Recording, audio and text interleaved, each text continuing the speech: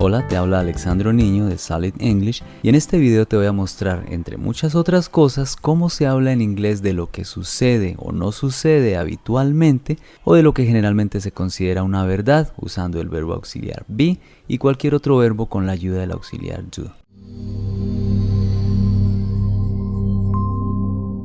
Esta es una guía de referencia y voy a pasar muy rápidamente de una sección a otra. Por favor, pausa o devuelve el video cuando necesites procesar la información de cada tema. Cuando decimos hacemos ejercicio o no hacemos ejercicio todos los días, o cuando expresamos algo que generalmente se considera una verdad, como la Tierra gira alrededor del Sol, para eso usamos el tiempo present simple. Para hablar de esto podemos usar el verbo be o cualquier otro verbo en afirmaciones, preguntas y negaciones. Antes de comenzar, déjame decirte dos detalles. Primero, al afirmar que algo sucede o no sucede habitualmente o es generalmente cierto, usamos el tiempo verbal que se llama presente simple o present simple. Ese es su nombre, no es que sea un presente muy simple o muy sencillo, sino que ese es su nombre propio.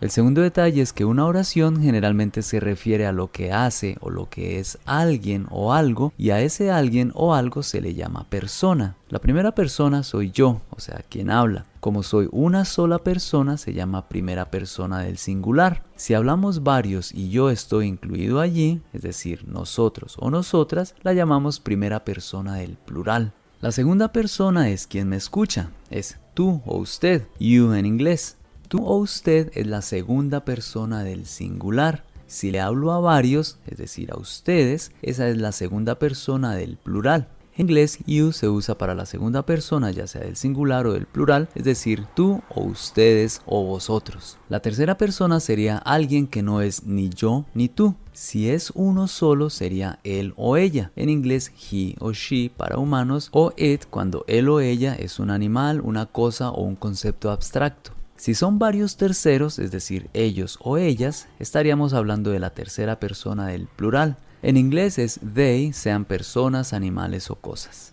Primero miremos unas declaraciones afirmativas que usan una forma del verbo auxiliar be. Be sirve para describir la existencia, la posición o el estado de alguien o de algo. I am happy in my career. Estoy feliz en mi profesión. You are my inspiration. Eres mi inspiración o ustedes son mi inspiración.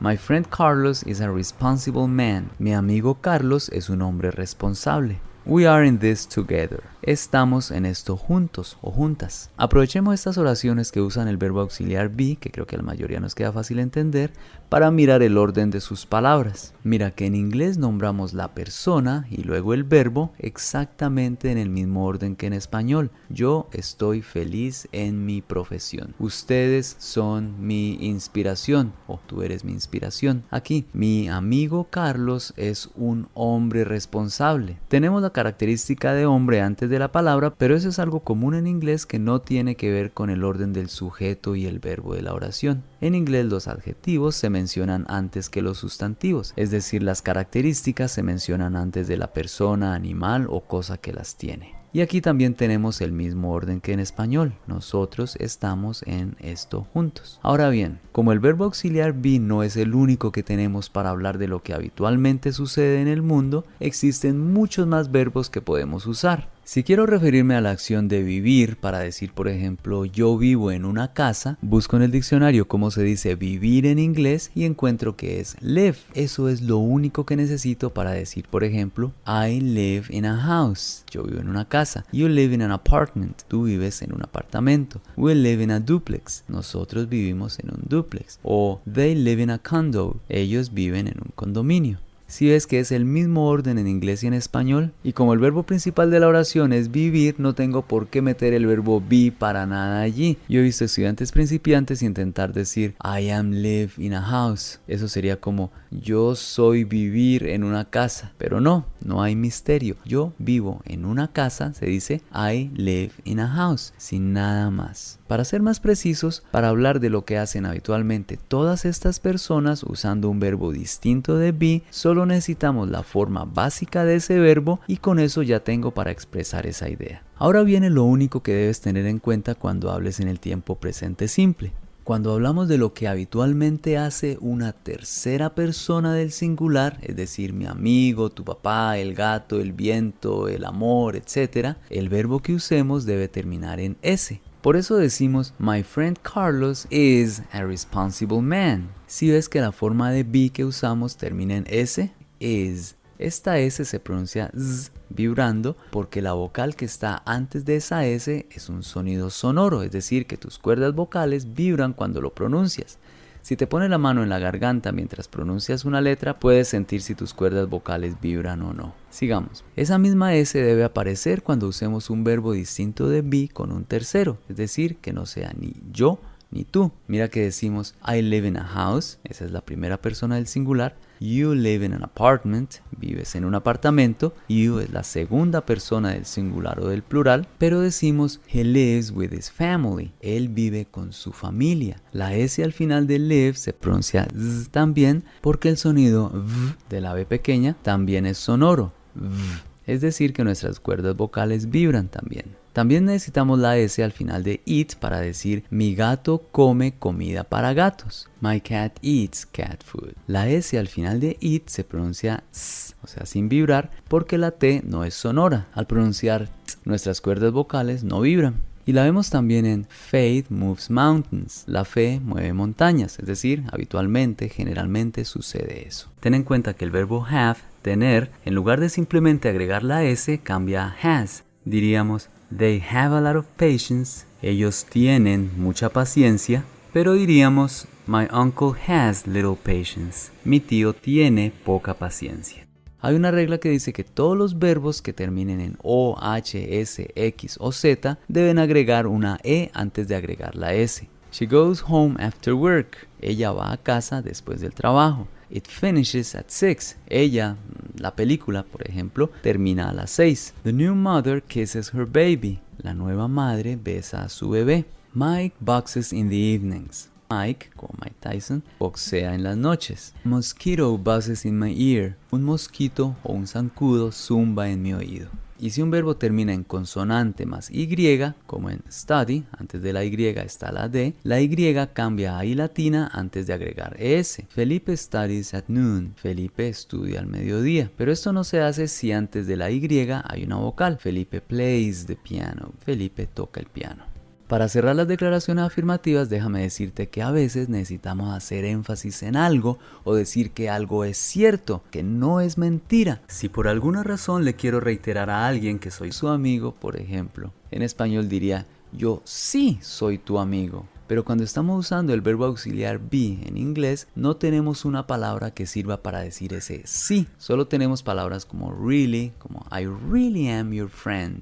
Realmente soy tu amigo. O truly, verdaderamente, I truly am your friend. Sure, seguro, I sure am your friend. Seguro que soy tu amigo. Pero cuando tengo un verbo distinto de be, por ejemplo, swim, nadar, y quiero decir no solo que yo nado todos los días, sino que yo sí nado todos los días, para el tiempo presente simple yo tengo una palabra que me ayuda a cambiar esa oración de una simple afirmación a una afirmación más enfática, es decir, para expresar que yo sí nado todos los días. Esta ayuda o este auxilio lo recibo del auxiliar do. En afirmaciones me sirve para decir enfáticamente que algo sí sucede habitualmente. Cuando me refiero a una tercera persona del singular, al do se le agrega una S, pero como termina en O, le agrego ES y lo pronuncio does, no de otras maneras creativas. Y así puedo decir, ella sí vive en un apartamento o mi amigo Felipe sí trabaja conmigo. En síntesis, el auxiliar do o en su forma does me sirve para transformar el sentido de una oración, en este caso de una afirmación sencilla a una afirmación enfática.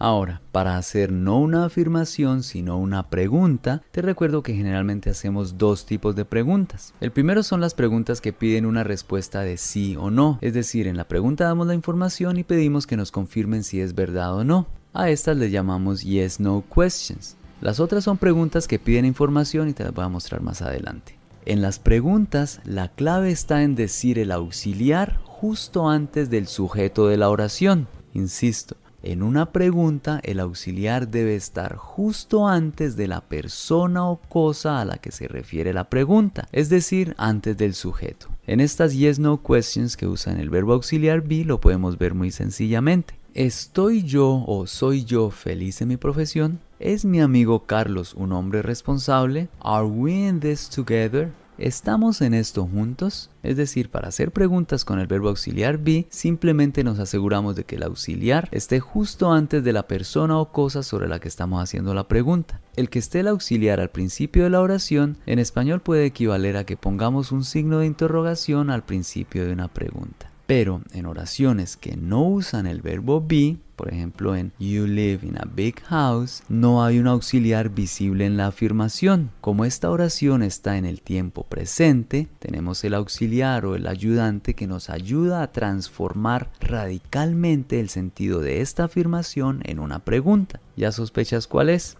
Para hacer preguntas en el presente simple con verbos distintos de be, uso el auxiliar do. Igual que cuando usábamos el auxiliar be, este auxiliar debe estar justo antes del sujeto de la oración. Esta oración en forma de pregunta sería Do you live in a big house? Igual, ese auxiliar es como si tuviéramos el signo de interrogación al principio de las preguntas en español. Si la pregunta es sobre un tercero, a ese auxiliar lo hacemos terminar en S, y como do termina en O, nos queda does. Does she live in a house or in an apartment? ¿Ella vive en una casa o en un apartamento? Como la S ya está en el auxiliar, no la necesitamos en el verbo. Does your friend Felipe work with you? ¿Tu amigo Felipe trabaja contigo?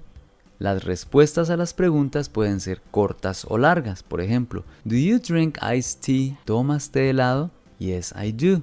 Sí, esa es la respuesta corta.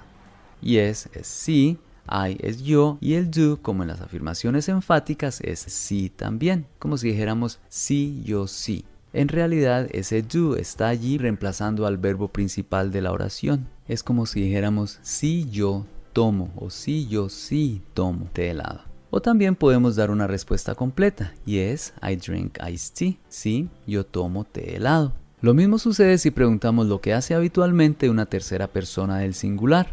Does she know the answer? ¿Ella conoce la respuesta? Yes, she does. Sí o sí, ella sí. O la respuesta completa, yes, she knows the answer. Como en la respuesta larga no habíamos usado el auxiliar terminado en S o en ES en este caso, el verbo sí debe llevar la S como en todas las afirmaciones sencillas.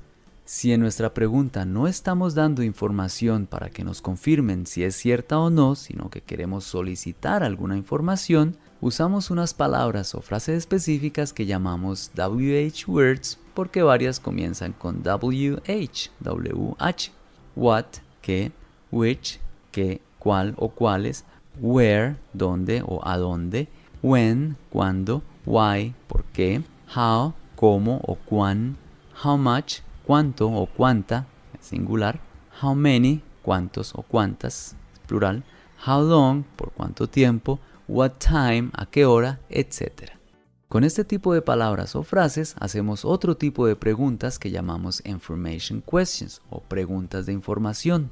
Estas palabras o frases van al principio de la pregunta. ¿Por qué estamos en esto juntos? ¿Por qué mi amigo Felipe trabaja contigo? ¿A qué hora mi amigo Felipe trabaja contigo? ¿Desde cuándo? ¿Por cuánto dinero? ¿Por cuánto tiempo? ¿Cuántas veces a la semana? ¿Bajo cuáles circunstancias trabaja él contigo? Etcétera. Todas van al principio de la pregunta. Luego ya va el auxiliar que debe estar justo antes de la persona o cosa sobre quien estamos preguntando algo. Para responder a preguntas de información tenemos que suministrar información, así que no será lógico usar respuestas cortas. Si me preguntan ¿cuándo tomas té helado? No puedo decir sí, sino dar información. Tomo té helado en la noche. ¿Por qué ella sabe la respuesta?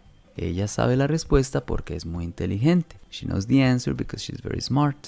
Quisiera hacer una aclaración sobre las preguntas de información. Cuando la información que solicitamos es precisamente qué o quién es el responsable de la acción, es decir, cuando no sabemos quién es el sujeto de la oración, no se puede usar el auxiliar do o does, precisamente porque do o does debería ir justo antes del sujeto de la pregunta, y sin el sujeto no tenemos a quién anteponérselo. Por eso la pregunta se verá así: ¿quién vive aquí?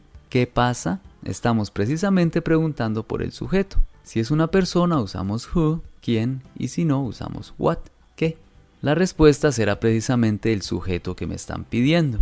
¿Quién vive aquí? La respuesta corta será mi mamá, el sujeto que me pedían, pero debe estar seguido del auxiliar. El does allí también está representando al verbo de la oración y está indicando que se está usando en presente y con una persona que no soy ni yo ni tú, sino un tercero. También puedo decir la respuesta completa. Mi mamá vive allí. What happens? ¿Qué pasa? ¿Qué sucede? Puedo responder con la información que me pidieron. Nothing happens. Nada pasa. O relatar lo que sucede. They are in trouble. Ellos o ellas están en problemas. Si vamos a decir que algo no sucede habitualmente o generalmente no es verdad, usamos una oración negativa en presente simple. Para ello usamos la palabra not después del auxiliar, ya sean oraciones que usan el verbo auxiliar be, I am not Japanese, no soy japonés, my friend Carlos is not irresponsible, mi amigo Carlos no es irresponsable, they are not happy in their jobs, ellas o ellos no son felices en sus trabajos, o en oraciones con otros verbos usamos el auxiliar do o en su forma does antes del verbo, igual que en español, y lo acompañamos de not.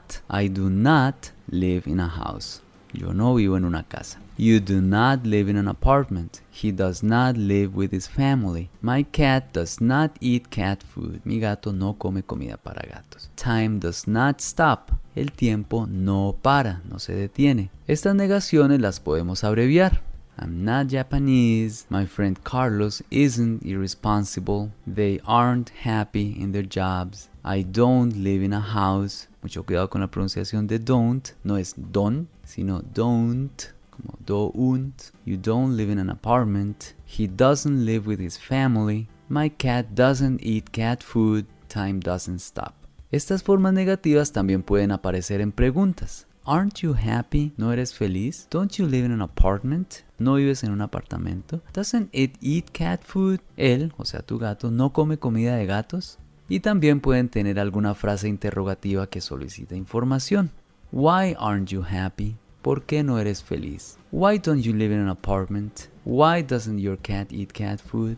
Finalmente, si no quiero usar la contracción del auxiliar y la negación, no puedo simplemente separarlos. Debo respetar que el auxiliar, ya sea el verbo auxiliar be o do, estén justo antes del sujeto. Mira cómo quedarían estas preguntas. Why are you not happy? Why do you not live in an apartment? Why does your cat not eat cat food?